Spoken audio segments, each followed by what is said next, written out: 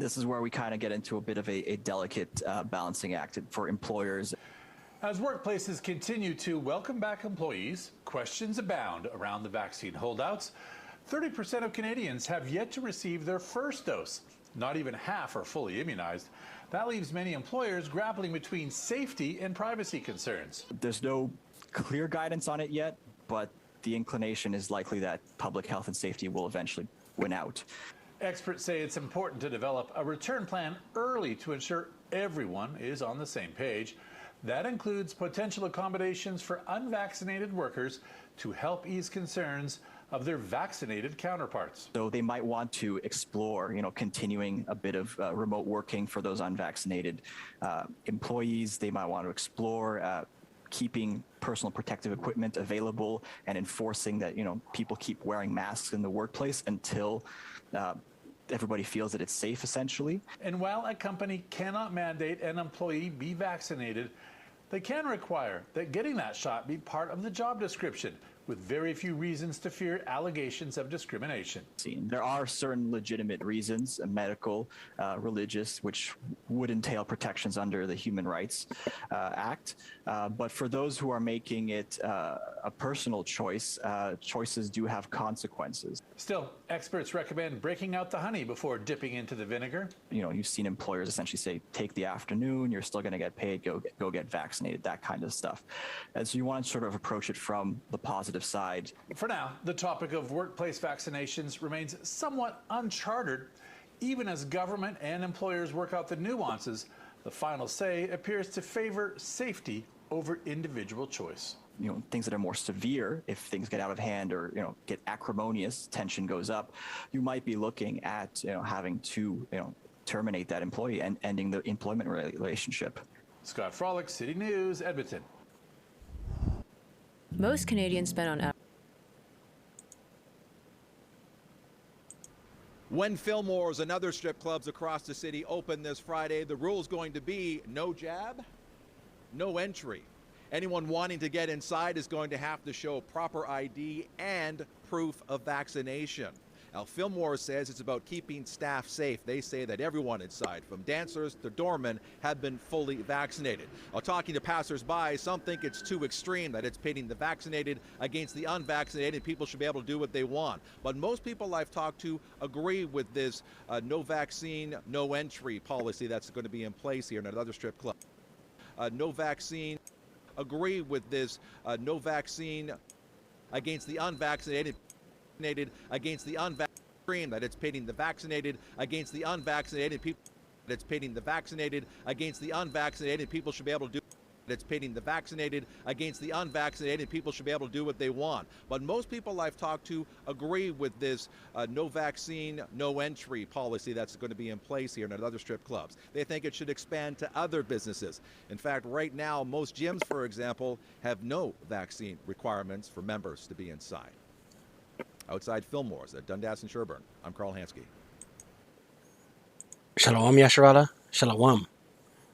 Kalalayim, Alahayanawa, Yahawah, Bahasham, Yahawashi, Bahasham, Raka, Qadash.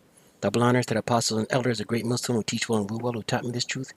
Peace and salutation to the Akim, the fellow laborers, the hopeful elect, pushing this truth at risk of their own lives throughout the four corners of the earth. And to the Aquath listening and learning, Shalom. It's your brother Shema from the Pillars of Benjamin camp, here with another lesson. And we'll get right into it. Salak. And through the spirit and power of Yahawah Bashim Yahawashi, the title will come. But we see where this is going, right? Two articles we watched. We watched the one working with the unpunched, right?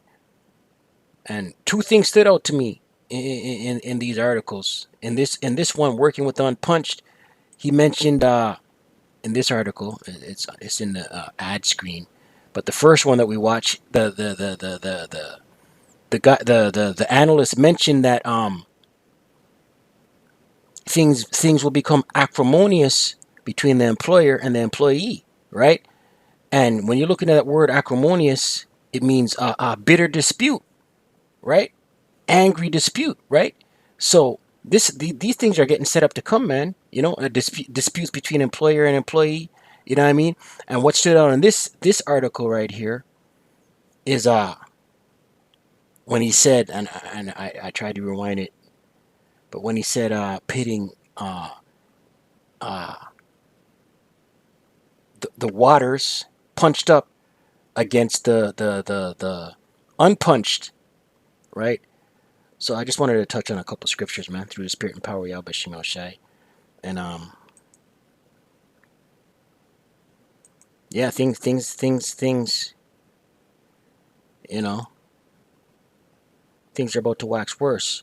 Isaiah 19 verse 2, and it reads, "And I will set the Egyptians against the Egyptians, and they shall fight every one against his brother." Right, Egyptians, spiritual Egypt, spiritual Sodom, America the Great, Babylon the Great, right? Right, the people of America the Great, Babylon the Great, right? "And I will set the Egyptians against the Egyptians, and they shall fight every one against his brother, and every one against his neighbor, city against city, and kingdom against kingdom," right? And these are the times that are coming, man. You know what I mean? Where you know, the anti-punched and the punched, right? It's gonna get real out here, man. No joke, right? The scriptures. Listen, the scriptures is the cheat code, man. Everything that's about to pop off is contained in these scriptures. Sirach, also known as Ecclesiasticus, chapter 6, verse 24, and it reads, Salak, second Esdras. I don't know why I said Sirach. Second Esdras. Second Esdras chapter 6, verse 24. And it reads, "And at that time shall friends fight one against another like enemies," right? Friends, right? Friends are going to fight against one another like enemies, man. Friends, neighbors. The person who said hi to you for years. "Hey, John." Right? "Hey, Keith." Right? You know what I mean? When you're leaving to go to the plantation. "Hey, John. Hey, Keith. You watched that game yesterday?" "Yeah." "Take it easy, bud." "Yeah, take it easy, bud." Right? "At that time shall friends fight one against another like enemies, and the earth shall stand in fear with those that dwell therein." Right? That vibration of fear is all over the earth right now, man. You know what I mean? Anti-punched, punched, masked, not masked. The vibration of fear is all over the whole planet. "The springs of the fountain shall stand still." Right? That's water problems. We see it. Out west, there's water problems. Water shortages. You know what I mean? "And in 3 hours they shall not run." Right? That's just a complete amount of time where there's going to be water shortages. Right? Mark chapter 13. And these are the times we're entering into, man. Mark chapter 13, verse 7. And this is red letter. Our Lord said this, Yahawashi, who is a so-called black man from the tribe of Judah. Right? Hebrews 7, verse 14. Jeremiah 14, verse 2. Right? Mark chapter 13, verse 7.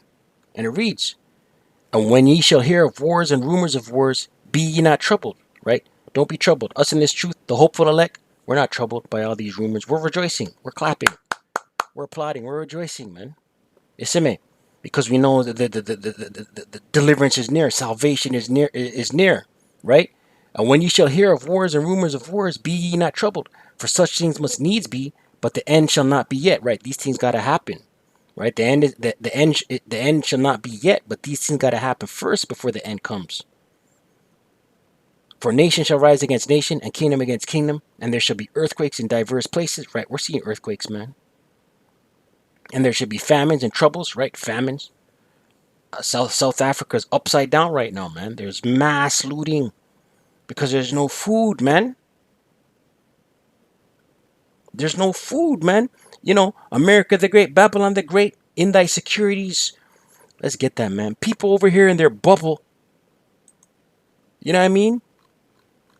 And mass death is coming, man. Sirach. Through the Spirit. Sirach chapter 5. Right, people over here in their bubble. I believe it's 7. Khan. Sirach 5, also known as Ecclesiasticus. Verse 7. Make no tarrying to turn to the Lord, right? Don't put it off, man. Repent. And put not off from day to day. Don't put it off. For suddenly shall the wrath of the Lord come forth. Right, suddenly, man. You know what it means to be sudden? Out of nowhere, man. Unsuspected, without warning. Suddenly. For suddenly shall the wrath of the Lord come forth, and in thy security, what's your security? What's the security out here with 2/3 of our people in these heathen nations? What's their security? Their 401k, their homes, their picket fence. Oh yeah, I'm gonna put a garden in the front yard this year. You know their plans. I'm gonna change the garage color. I'm gonna paint this. I'm gonna purchase a fridge. Right? That's the securities right there, man. All hell's about to break loose. And in thy security thou shalt be destroyed and perish in the day of vengeance. Right? It's coming out unsuspectedly, man. Right? All these people over here in America, the great Babylon, the great smug, right? Things are opening back up. Peace and safety is the mantra. Mark 13, verse 8, once again. For nation shall rise against nation, and kingdom against kingdom. And there shall be earthquakes in diverse places, and there shall be famines and troubles. Right? We see it popping off, man. Famines and troubles, man. South Africa over there is going buck wild. Cuba's going crazy right now. Food shortage.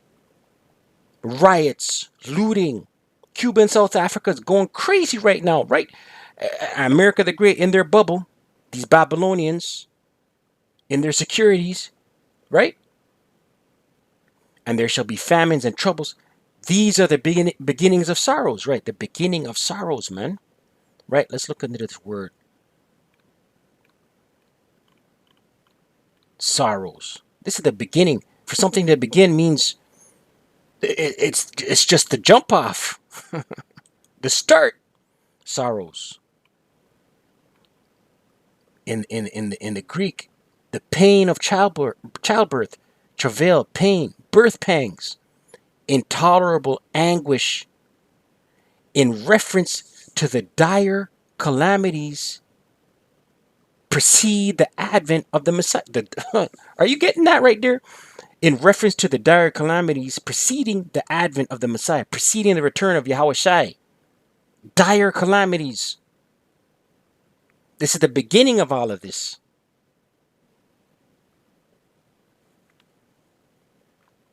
Right? This is the beginning. Strong's G 5604, Odin. Right. These dire calamities. This is just the beginning of sorrows. Let's close out. Mark chapter 13, verse, I believe it's 12. Close out. Verse 12. And it reads, Now the brother shall betray the brother to death, and the father the son, and children shall rise up against their parents, and shall cause them to be put to death. Right. Egyptian against Egyptians about to pop off, man. Babylonian against a Babylonian, American against American, child against a parent, parent against a child. It's about to pop off. Anti-waters against waters. It's about to pop off, man. I pray edified. I don't want to stay prayed, I pray without ceasing. Kwame Yasharala, Wa Abad Baba.